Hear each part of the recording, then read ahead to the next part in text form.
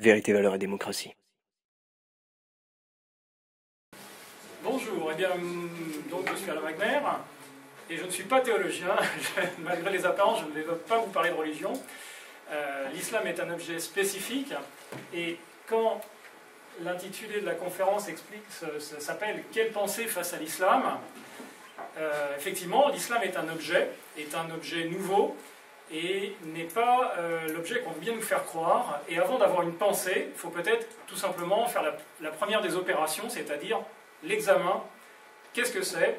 Pour savoir comment on doit penser l'islam, il faut se demander, ma foi, quelle est sa nature, qu'est-ce que c'est? Et comme je suis quelqu'un d'extrêmement concret, je m'attache à la réalité et pas à la désinformation. On a aujourd'hui des acteurs dans la société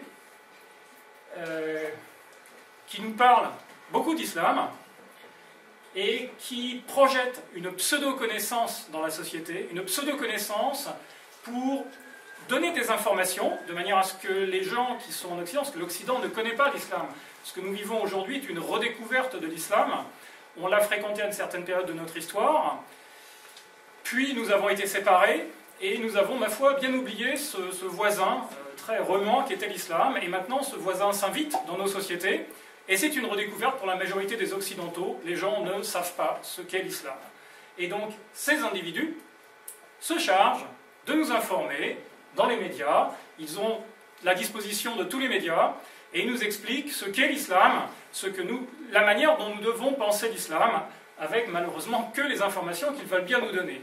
Et ces informations, nous allons le voir aujourd'hui, sont des informations, la plupart des fois, tronquées, voire carrément mensongères.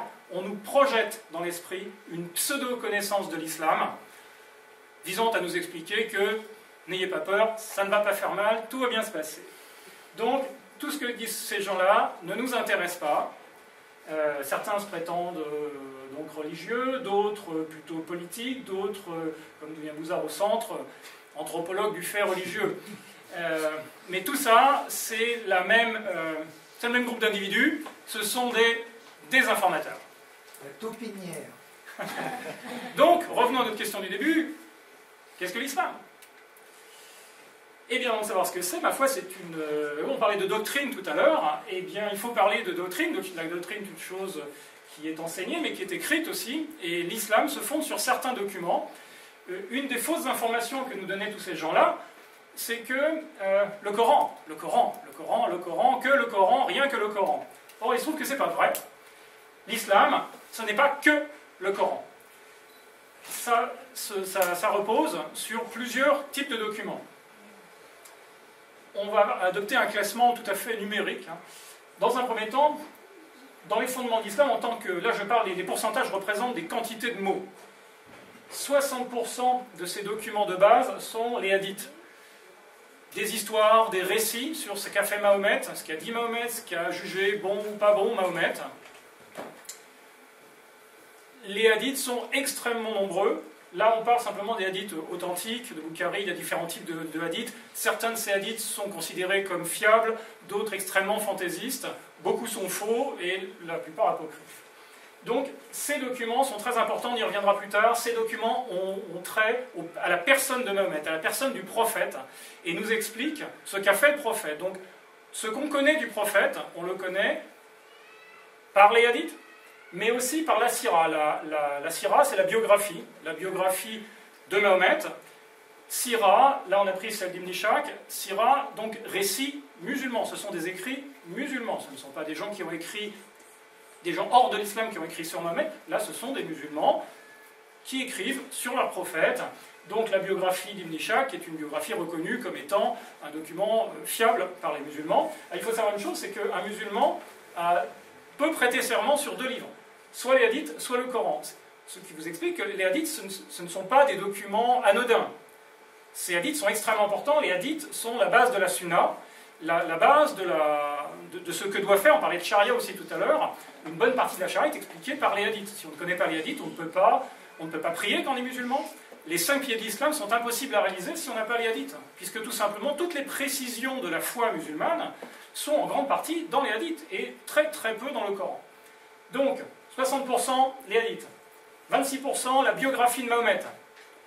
Mahomet est un personnage absolument central dans la foi islamique. Si vous ne savez pas ce qu'a fait Mahomet, vous ne pouvez pas être un musulman, vous ne savez pas quoi faire dans votre vie. Puisque Mahomet est le beau modèle, celui que vous devez imiter. Et enfin, seulement en dernier, 14% du texte, le Coran. Donc il faut se rendre compte que le fondement de l'islam, c'est une quantité de documents, et si on veut savoir de quoi parle l'islam, il ne faut pas uniquement regarder 14% des documents. Il faut regarder l'ensemble. Ça, bien sûr, on ne le dit pas. Et vous allez savoir pourquoi. Donc l'islam, on pourrait résumer ça de manière un petit peu mathématique par 84% de Mahomet et 14% d'Allah, puisque le Coran est censé être le livre écrit, dicté par Allah, et tout le reste, je vous rappelle, ça c'est l'histoire de Mahomet, ça c'est l'histoire de Mahomet encore une fois. Seulement, la dernière partie, Allah. Et Mahomet, comment est-il décrit dans ces documents? Comme un prophète dictateur. C'est un prophète, et en même temps c'est un chef de communauté, pas tout à fait la bonne définition de ce qu'on appelle, enfin, c'est pas vraiment un démocrate, c'est un dictateur, il dit ce qu'il faut faire, et ceux qui ne sont pas d'accord avec lui, bien souvent, ils meurent. Et Allah, ma foi, Allah, on n'en connaît pas grand-chose, puisqu'il n'a parlé, et encore avec un intermédiaire, qu'à une seule personne, à Mahomet. Donc tout ce qu'on sait d'Allah, c'est Mahomet qui nous l'a dit. Mahomet est vraiment un personnage très important dans l'islam. Et une des caractéristiques de la vie de Mahomet, c'est qu'il a eu deux parties dans sa carrière. La première partie, où il vivait à la Mecque, il était prophète. Il parlait de religion. Et on s'aperçoit, donc vous voyez sur le schéma ici, début de carrière. Un musulman sur la planète, Mahomet. En 13 ans de carrière, il a atteint le total mirifique de 150 fidèles. Et au bout de 13 ans, il y a un changement de carrière. Jusque-là, il était prophète. Et on s'aperçoit que le nombre de musulmans, là ici on voit, à un moment donné, le nombre de musulmans. Et là, le nombre d'années qui s'écoulent. Du début de sa carrière, 13 ans de prophétie à la Mecque. À la Mecque, il finit par être chassé. Et il se réfugie à Médine. Il émigre à Médine. Et là, il change de carrière. Il devient dictateur djihadiste. Et on s'aperçoit que ça lui réussit très bien. Puisqu'à partir de là, le nombre de fidèles monte en flèche. Pourquoi? Parce qu'on utilise à partir de là, non plus la prédication, mais la violence. La violence est consubstantielle à la poussée de l'islam, à quelles que soient les époques. Là, on est au tout début de l'islam, on démarre vraiment au tout début. Quand Mahomet est chassé de la Mecque, il a 150 fidèles. 23 ans après le début de sa prédication, il meurt. Toute l'Arabie est sous sa domination. Quelle est la différence entre les deux périodes? Première période, purement religieuse, on fait de la prophétie, on parle de religion, ça marche pas terrible. Deuxième méthode, on emploie la violence. Et là, ça marche. Bien, ce personnage étant mort, quel est l'héritage du prophète dictateur? Eh bien, une doctrine politico-religieuse. C'est un dictateur, donc il s'occupe de politique, puisqu'il organise la société et qu'il a des rapports avec ceux qui sont non seulement musulmans, mais ceux qui ne sont pas musulmans. La politique, c'est ce qui gère la gestion avec les autres. Et religieuse, puisque, ma foi, il est prophète. Donc, doctrine politico-religieuse, une doctrine qui a deux caractéristiques. Elle est violente, elle rend licite la violence. La doctrine islamique est une doctrine qui est quand même très particulière, elle se prétend une religion, mais c'est la seule religion en France qui légitime l'usage de la violence. Et quelle est son autre caractéristique, qui est celle la plus politique? C'est qu'elle est totalitaire. Elle règle tout dans la société. Tout est réglé par la fameuse loi. Ce que fait le musulman, c'est ce qu'il doit faire d'après la loi qu'il a reçue du prophète, lui-même la tenant d'après ses propres dires de Dieu.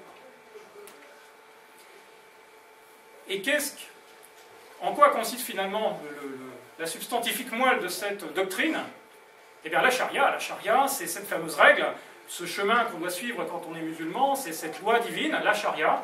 Et dans cette charia, et qui marche sur l'autre pied, parce que la charia c'est ce qu'on doit faire, mais on a aussi le djihad. Djihad, donc, qui n'est pas, contrairement à ce que les gens croient, la guerre sainte. Le djihad n'est pas la guerre sainte, c'est la guerre légale. La loi. la loi, la charia, vous permet, quand vous êtes musulman, de mener le djihad pour répandre cette fameuse charia. C'est un truc extrêmement circulaire. La charia vous donne le droit de faire la guerre servant à imposer la charia. Et ainsi de suite, depuis le début de l'islam. Donc violente, là, c'est un document qu'on peut voir pour la première fois en France, qui m'a été communiqué par Bill Warner, qui est un Américain qui a fait des études, c'est un sceentifique, et il a fait des études sur l'histoire de notre vie commune avec l'islam. Vie commune qui est marquée par le sceau du djihad. Et ce que vous allez voir est une carte de l'Europe élargie à la Méditerranée. Et vous allez voir apparaître sur cette carte, vous allez voir en haut de la carte un curseur qui montre l'écoulement des années, depuis la mort de Mahomet. Donc le début de la petite vidéo qui va suivre commence à la mort de Mahomet, ce que fait l'islam.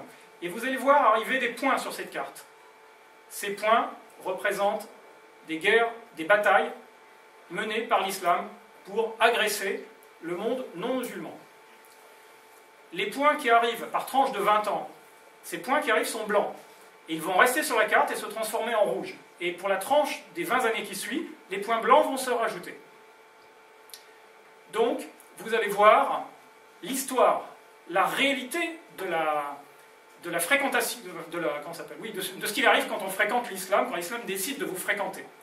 Alors, il y a une toute petite mort de Mahomet.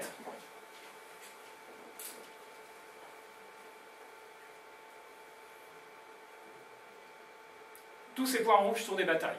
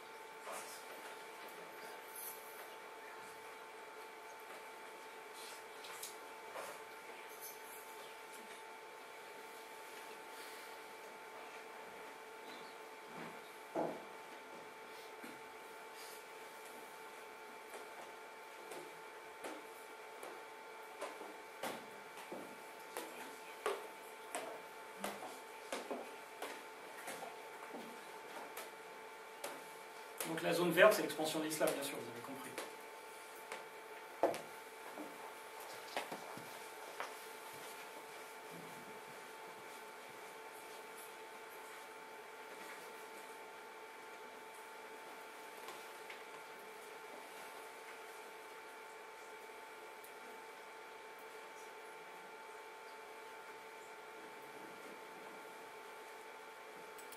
Je l'arrête une toute petite seconde.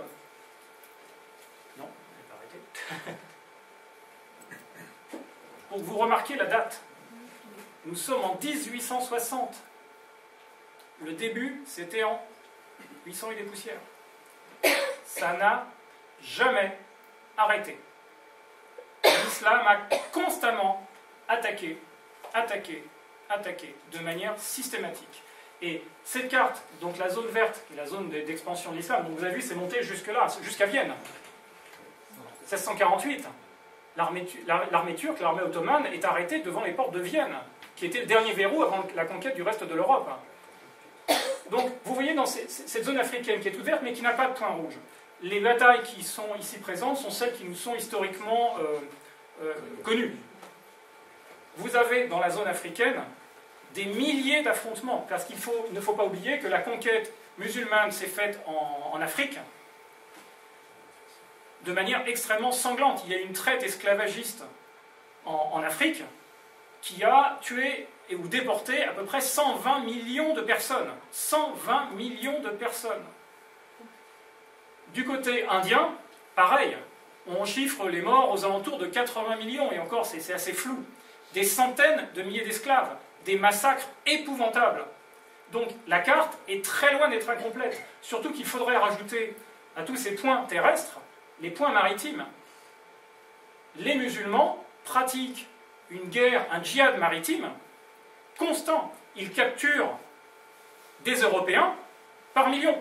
Entre 1 et 2 millions d'Européens sont capturés. Et pour vous en convaincre, il suffit d'aller regarder dans les musées. Quand vous voyez des peintures sur les harems, vous voyez des belles femmes blanches dans les harems, et nues. Pourquoi nues? Parce que quand on est nu, on ne peut pas s'échapper. C'est pas juste une histoire pour être jolie, c'est que ce sont des prisonnières, ceux qui sont dans les harems. Et ce sont des Européennes qui ont été enlevées en Espagne, en Italie, en France, en Grèce, qui ont été enlevées par les marchands d'esclaves en Ukraine, en Russie. Vous avez des millions d'esclaves. Vous avez une guerre de course qui est permanente en Méditerranée. Un grand chef militaire musulman disait « Les chrétiens ne peuvent pas faire flotter une planche sur la Méditerranée. Ils ne peuvent même pas faire flotter une planche. » Et les Européens sont capturés même jusqu'au large de l'Irlande. On a le cas de figure les mémoires d'un Danois qui a été capturé au large de l'Irlande. On a des pirates qui montent faire de la course esclavagiste. Donc on va juste terminer cette petite animation.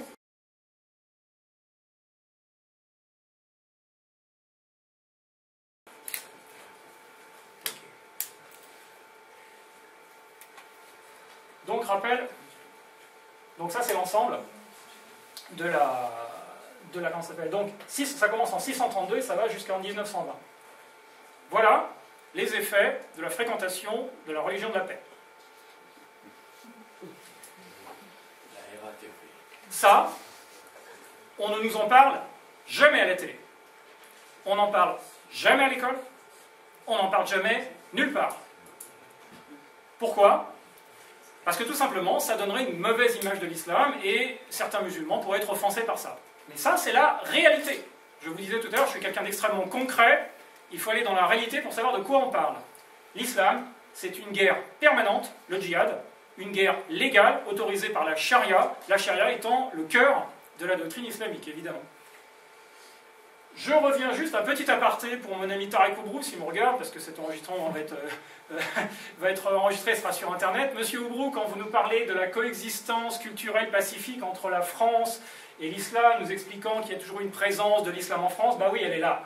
Elle est là. Elle vient d'Espagne. Regardez l'Espagne. Eux, ils ont eu à fréquenter très très longtemps la religion de la paix, 700 ans. Ils se sont battus pendant 700 ans. Des massacres épouvantables, des révoltes, des oppressions.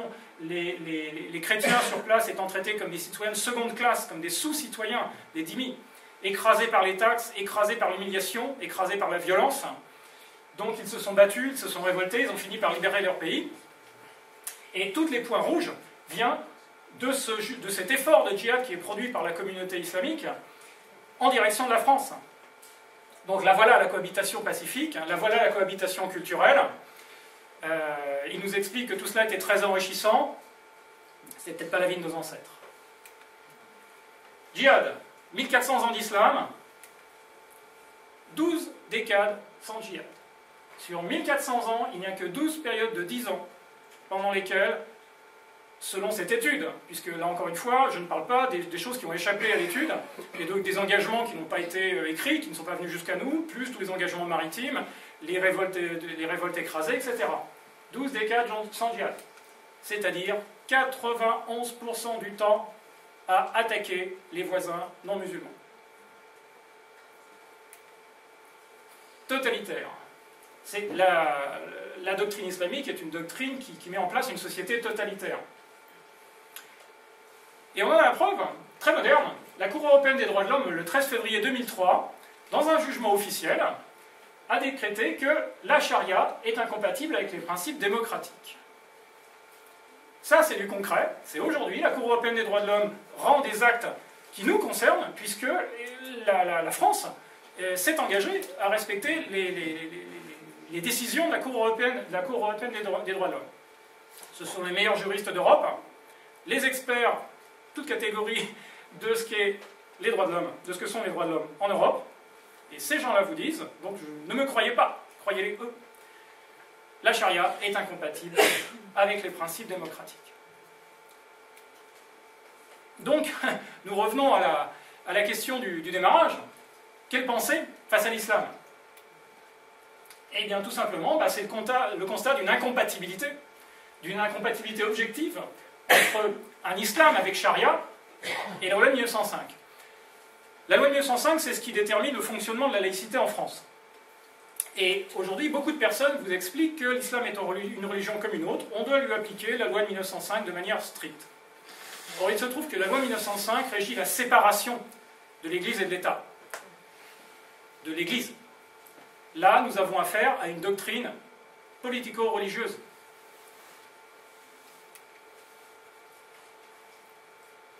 Donc, il y a nécessité de faire cesser le déni de réalité et d'enfin réussir à penser l'islam comme une religion politique. L'islam est un objet nouveau pour l'Occident. On connaissait les religions, ça va, s'occuper des esprits, tout ça, et on connaissait la politique, ce qui s'occupe de la gestion de la société. L'islam est un objet nouveau qui a un pied dans chaque partie. Il faut enfin arrêter de refuser de voir la réalité. Tous ces désinformateurs du début, dont la photo était présente dans le début, nous expliquent que l'islam est une religion. Jamais aucun d'eux ne vous dit que c'est une religion politique. Et ce constat est très important. La nécessité de repenser le blanc-seing dont bénéficient aujourd'hui par défaut les organisations musulmanes dans leurs activités de promotion de la charia. Et oui, que fait une organisation musulmane dans la société? Qu'est-ce qu'elle fait? Elle fait la promotion de sa religion politique, et donc de sa loi. Elle fait la promotion de la charia. On se dit, bon, enfin, la charia, est-ce bien la même chose qu'on voit à la télé, les femmes qui sont tuées à coups de pierre, les voleurs à qui on coupe les mains? Oui, la charia est un objet. C'est un objet, comme on disait tout à l'heure, un objet insécable. C'est-à-dire que vous ne pouvez pas tronçonner, si vous êtes un musulman sérieux, vous ne pouvez pas tronçonner la charia en petits bouts. Vous êtes obligé d'appliquer la charia, sinon vous n'êtes pas un musulman et vous risquez d'être accusé par les autres d'être un faux musulman, d'un hypocrite, d'un apostat, pire que ça. Et là, la règle de la charia dit que pour les apostats, on doit vous tuer. Donc c'est très risqué. Et une organisation musulmane, son seul travail, il n'y en a pas d'autre, c'est de répandre la charia là où elle est implantée. Et aujourd'hui, les associations musulmanes en France, mais pas seulement en France, en Europe, font cette tâche de promotion de la charia de manière parfaitement facilitée par nos gouvernements. Tout simplement parce que, déni de réalité, nos gouvernements, nos sociétés refusent de voir l'objet politique qui est dans l'islam, la nature politique de l'islam. Et à partir de là se disent « Ah, ce n'est qu'une religion, tout va bien, faites donc vos petites affaires. » Sauf que, c'est pas le cas. Donc, comment penser l'islam? Eh bien, il faut se rendre compte qu'il y a une nécessité de se protéger, et ce n'est pas c'est un devoir. Nos États sont des États démocratiques, ils se sont engagés de manière nationale, internationale, dans les lois, les constitutions, les traités internationaux, à défendre les droits de l'homme. La charia étant incompatible avec les droits de l'homme, on ne peut pas légalement laisser la charia s'implanter dans nos pays. Il est donc logique de ne pas laisser non plus agir des organisations qui prétendent répandre la charia. On a un problème de conception de réalité. La société aujourd'hui, ne voyant pas l'objet islam tel qu'il est, elle ne réagit pas de manière adéquate. Et nous devons aussi, ne l'oublions pas, protéger nos citoyens musulmans de la charia. En effet, quand une personne arrive en France, et ça c'est très ancien, c'est une tradition très ancienne, quand un esclave posait le pied sur le sol de France, il était automatiquement libre. Automatiquement libre. Aujourd'hui, je crois qu'il conviendrait d'appliquer cette tradition merveilleuse de la France, de libération des gens, en disant, musulmans, quand vous posez le pied sur le sol de France, vous êtes libérés des chaînes de la charia. Car la charia est bien un esclavage mental, un esclavage social. Vous vivez selon une règle que vous n'avez pas choisie et que vous ne pouvez pas modifier. C'est la définition de l'esclavage. Vous vivez selon une règle que vous n'avez pas choisie et que vous ne pouvez pas modifier. En France, peut-être que quand on subit la loi, mais quand on devient adulte et qu'on devient un citoyen, on a la possibilité de la changer. Ce n'est pas possible en islam. L'islam, ce sont des chaînes éternelles.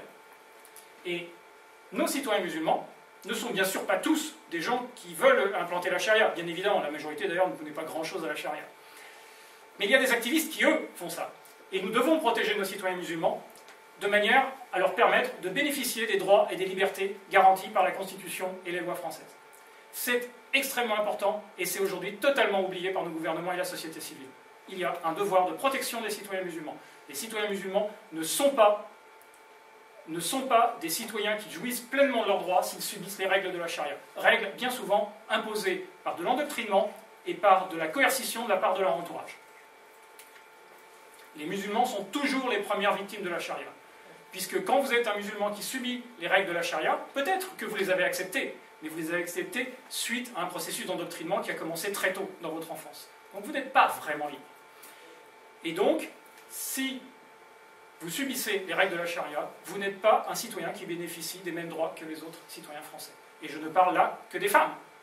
Quel meilleur exemple que les femmes dont certains barbous nous disent, si elle ne peut pas sortir en burqa, elle va rester cloîtrée à la maison. Est-ce qu'on lui demande son avis? Non, c'est lui qui décide. C'est lui qui décide pourquoi? Parce que la charia lui donne le droit de décider pour sa femme. Et c'est de ça dont on doit protéger les gens. Il faut quand même savoir une chose, c'est que si les musulmans sont toujours les premières victimes de la charia, leurs voisins sont toujours les deuxièmes. Puisque la charia, comme on voyait tout à l'heure, incite les musulmans à user de la violence, de la persuasion dans un premier temps, mais après de la violence, pour les convaincre de respecter les règles de la charia. Et cela, de toute éternité, ça a toujours été comme ça, et jusqu'à présent, ça n'a pas changé, il n'y a pas eu de changement doctrinal dans l'islam. Tous les ozos qu'on voyait au début vous expliquent qu'ils sont en train de travailler sur des modifications, notamment Tarek Obrou, qui me fait toujours beaucoup rire, qui nous explique qu'il travaillait sur une charia light, etc. Il n'est même pas ouléma, il n'a aucun droit de travailler sur quoi que ce soit, et le premier jour où il va à l'université Al-Azhar expliquer qu'il a mis au point de nouvelles charia, à mon avis, c'est aussi son dernier. Nous avons aujourd'hui une religion qui n'a pas changé depuis 1400 ans, qui a toujours été basée sur l'agression et la charia, ça n'a pas changé. Il convient de se rendre compte de ça avant de penser l'islam aujourd'hui dans notre société. Merci.